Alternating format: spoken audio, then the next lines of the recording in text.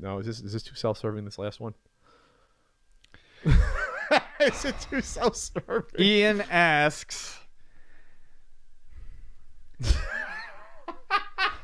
"Hey Pat, do you feel like going to cons like PAX East opens the world of the NES to the newer generation of gamers when they see your book?"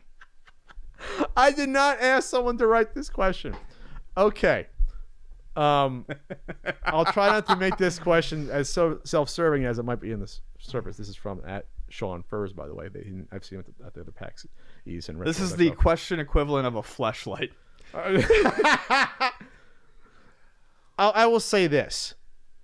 I think we, as people that grew up with these games, we have taken for granted how much we know about these games versus newer generations, and how much it's in our minds until we see them for the first time.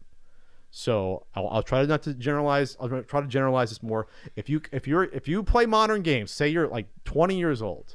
If you're 20 years old, there's no way or reason for you to ever want to know on its surface about NES games or even Super games unless you're pushed towards them, unless there's a reason for you to look for them. Does that make sense? Yeah. So if you see a book laying around or a display of some sort, maybe a nice cover that has Rob the Robot and some other shiny games and screenshots, maybe it's titled Ultimate Nintendo Guide to the NES Library 1985-1995, maybe you pick it up and maybe you thumb through it and be like, okay, this is cool. This is easy and accessible. Really trying not to be self-serving here. But in general, though, like a PAX East or an RTX Rooster Teeth Expo or a BlizzCon, it is a way to sort of we forget that retro gaming is niche in terms of overall gaming. If you want to say it's 10%, you might be going too far at that point. It could be 5%, it could be less than that, I don't know. But you do get an opportunity to expose modern gamers to retro gaming, and I think not everyone will it won't appeal to everyone. It's like, oh, who cares?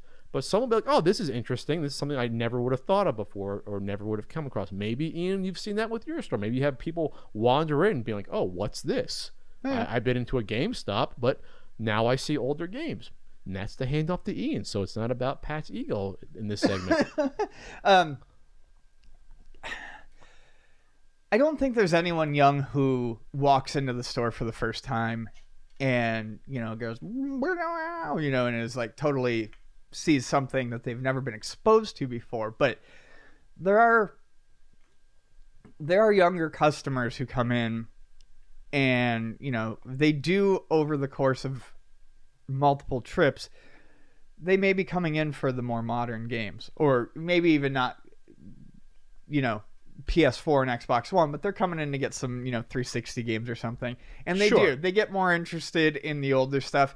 Even if they never buy it, they do want to learn more about it because it's there. So they did come in at first not knowing about it, though.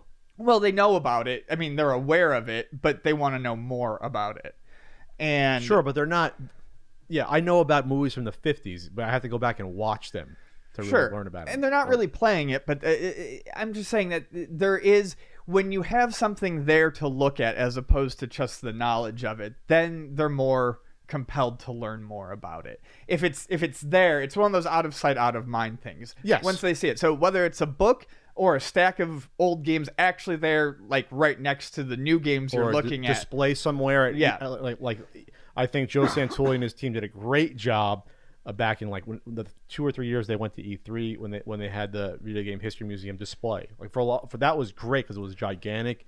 You had people wander in and be like, oh, what is this? What are all these old games? You had a nice laid out history foundation.